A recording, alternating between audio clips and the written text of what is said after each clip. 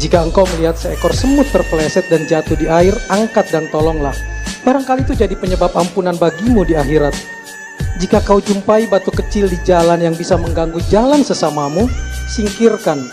Barangkali itu bisa menjadi penyebab dipermudahnya jalanmu menuju surga. Jika engkau jumpai anak ayam terpisah dari induknya, ambil dan susulkan ia dengan induknya. Semoga ia menjadi penyebab Allah mengumpulkan dirimu dan keluargamu di surga kelak.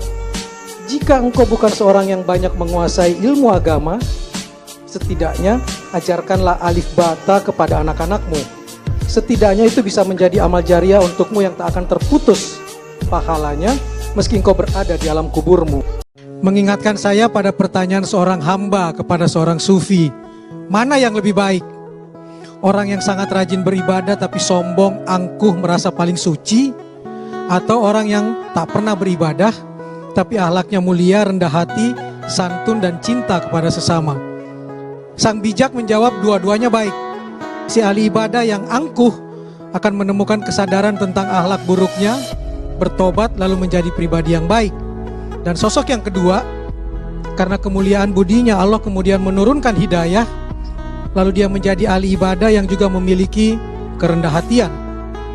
Lalu siapa yang tidak baik? Sang bijak menjawab, kita yang tidak baik. Orang ketiga yang hanya bisa menilai orang lain, namun lalai menilai diri sendiri. Dalam cinta, hapuskan kata kalah. Karena dalam cinta yang ada hanya menang dan belajar. Sometimes you win, sometimes you learn. Jadi berterima kasihlah kepada sosok yang pernah mengajarimu, termasuk yang pernah mengajari tentang perihnya terluka dan sakit hati. Dan yang ketiga, perempuan suka bunga, perempuan suka coklat, tapi perempuan lebih suka kepastian. Ternyata pasangan kekayaan bukan kemiskinan, tapi Quran surat 53 ayat 48 mengatakan, dan sesungguhnya dialah yang memberikan kekayaan dan kecukupan.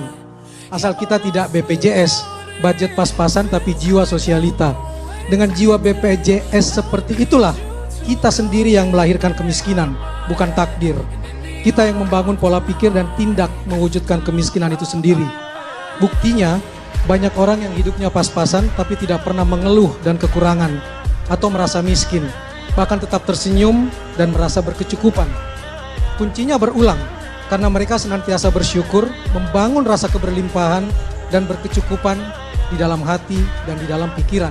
Dan terakhir, tak peduli seberapa sedikit yang kamu miliki, kamu akan selalu punya sesuatu untuk dibagi. Itulah kebahagiaan.